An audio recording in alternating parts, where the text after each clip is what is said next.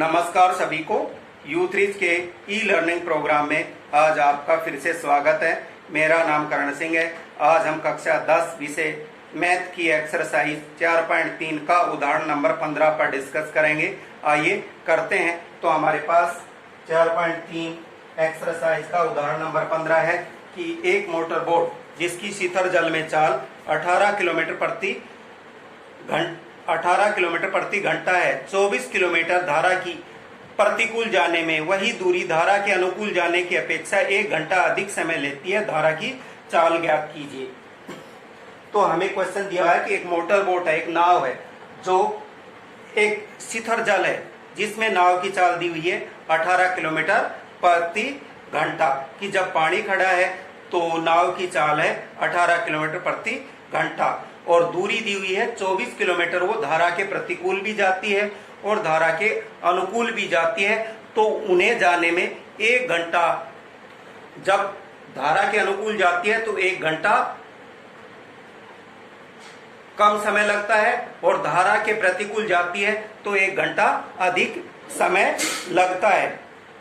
और तो हमें धारा की चाल ज्ञात करनी है। आइए करते हैं। तो सबसे पहले हम क्या करेंगे, माना जो हमने ज्ञात करनी है उसी को मान लेते हैं। तो हमने धारा की चाल ज्ञात करनी है तो हम मानते हैं, माना धारा की चाल x किलोमीटर प्रति घंटा। तो धारा के प्रतिकूल नाव की चाल हो जाएगी, क्योंकि शीतल जल में नाव की चाल 18 किलोमीटर दी हुई है, प्रति घंटा दी हुई है। तो 18 में से x घटा देंगे, तो क्योंकि धारा की चाल उसमें से घटा देंगे, 18 माइनस x किलोमीटर प्रति घंटा। धारा के अनुकूल नाव की चाल, जब नाव धारा के अनुकूल जा रही है तो जो धारा की चाल है वो जुड़ जाएगी। तो 18 जमा x किलोमीटर प्रति घंटा। दूरी दी हुई है हमें 24 किलोमीटर और समय और दूरी का फार्मूला होता है समय दूरी बटा चाल। इसलिए धारा के प्रतिकूल जाने में लिया गया समय, दूरी 24 दी हुई है और चाल हमारे पास है 18 माइनस एक्स, तो होगी 24 बटा में 18 माइनस एक्स घंटे।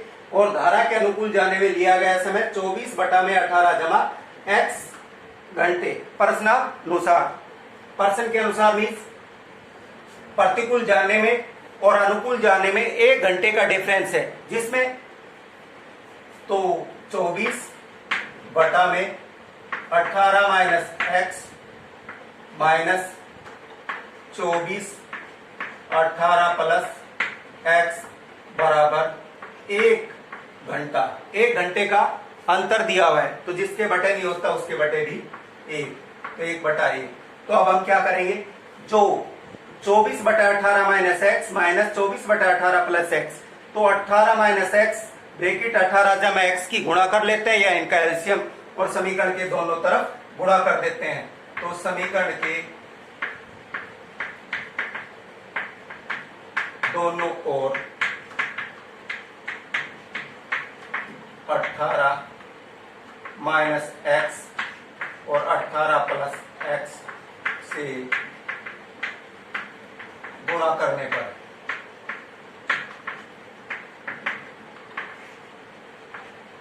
तो गुणा करते हैं 24 बटा 18 माइनस एक्स गुणा 18 माइनस एक्स ब्रैकेट 18 जमा एक्स। जब गुणा करेंगे तो जो 18 माइनस एक्स है ये कट जाएगा, तो बचेगा 18 जमा एक्स। तो ये बचेगा 24 ब्रैकेट 18 प्लस एक्स माइनस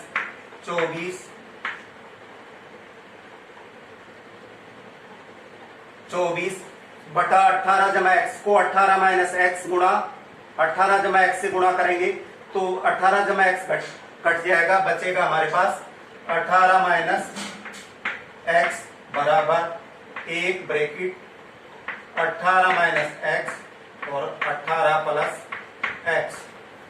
जब 1 से गुणा करेंगे तो ये, अब आइए करते हैं, अब इसकी गुणा करेंगे।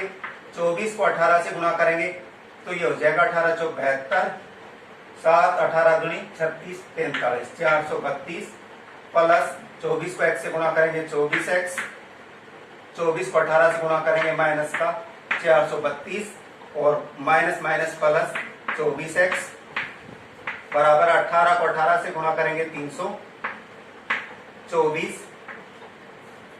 18 को जमा x से गुणा करेंगे जमा का 18x, माइनस को 18 से गुणा करेंगे माइनस का 18x, और माइनस को x से गुणा करेंगे तो माइनस x का स्क्वायर। 18 से 18x कट गया, जमा का 18x और माइनस का 18x कट गया। 432 से 432 कट गया, 24x और 24x, तो यहाँ बचा 48x बराबर, यहाँ बचा हमारे पास माइनस का x स्क्वायर प्लस 324। पक्षांतरण करने पर अब हम इसका इस पक्षांतरण करेंगे तो ये संख्या उठा के इधर लाएंगे तो इनके निशान बदली हो जाएगा, तो x का स्क्वायर प्लस 48x और माइनस 324 बराबर 0। अब हमारे पास द्विघात समीकरण होगी x square plus 48x minus 324। अब हम इसकी तुलना ax स्क्वायर प्लस bx जमा c बराबर 0 से करते हैं, तो a बराबर 1 होगा और b बराबर 48 और b बराबर 48 और c बराबर माइनस 324।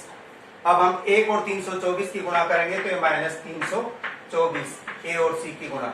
अब a और c की जो गुणा होती है उसके हम फैक्टर बनाने पड़ते हैं, तो माइनस 324 के हम ऐसे दो फैक्टर बनाएंगे जिनकी गुणा माइनस 324 होनी चाहिए घटा की, और जोड़े और घटाए तो जो x का गुणांक 48 है तो जोड़ने और घटाने पर 48 आए, तो 54 और 6 माइनस 6 को अगर मैं गुणा करता हूं तो माइनस 324 आता है। 54 को 6 से गुणा करूंगा तो 324 होगा माइनस का, और 54 में अगर मैं माइनस के 6 घटा देता हूं तो 48 बचते हैं, तो हमारे पास गुणनखंड 54 और माइनस 6 होंगे जो इस समीकरण को संतुष्ट करेंगे।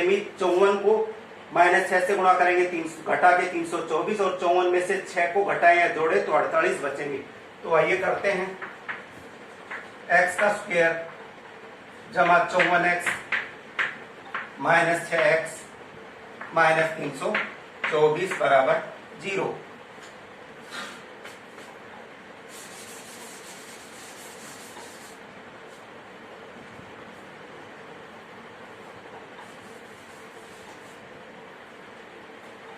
अब इसमें से कॉमन लेंगे x स्क्वायर और 54x माइनस 6x माइनस 324 में तो x कॉमन ले लिया, यहाँ बचा x प्लस 54 और यहाँ से माइनस का 6 कॉमन ले लिया तो x जमा बचा 54।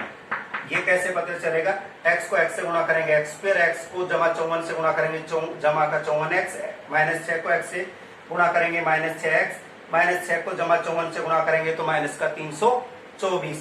तो अब हमारे पास फिर बच गया x जमा 54 और x माइनस 6 बराबर 0। अब हमारे पास जो द्विघात समीकरण है x square plus 48x minus 324 बराबर 0 के दो फैक्टर बन गए, x जमा 54 ब्रैकेट x माइनस 6, इनके अलग अलग 0 बराबर रखते हैं। तो आइए करते हैं, x प्लस 54 बराबर 0 और x माइनस 6 बराबर 0, तो x बराबर आ गया 6 और यहाँ आ गया x माइनस 54। अब यहाँ हमारे पास x की दो वैल्यू आ गई, माइनस 54 और प्लस का 6, परंतु इसलिए माइनस 54 संभव नहीं है।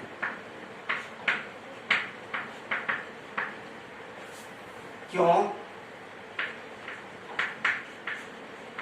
चाल कभी ऋणात्मक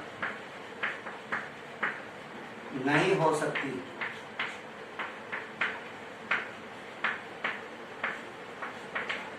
अतः x बराबर 6 जो हमने धारा की चाल माना था, तो धारा की चाल, इसलिए धारा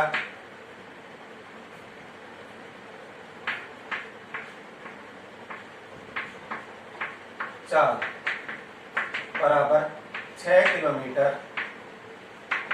प्रति घंटा। इस क्वेश्चन का आंसर है। इसी के साथ हमारा ये क्वेश्चन कंप्लीट हो जाता है। मैं उम्मीद करता हूं कि U3 के ई लर्निंग प्रोग्राम में आपको विषय समझने में आसानी हुई होगी, और मैं आशा करता हूं कि आप इस विषय पर अपने सवाल जरूर करेंगे ताकि हम इसे अच्छा से कर पाएं। धन्यवाद।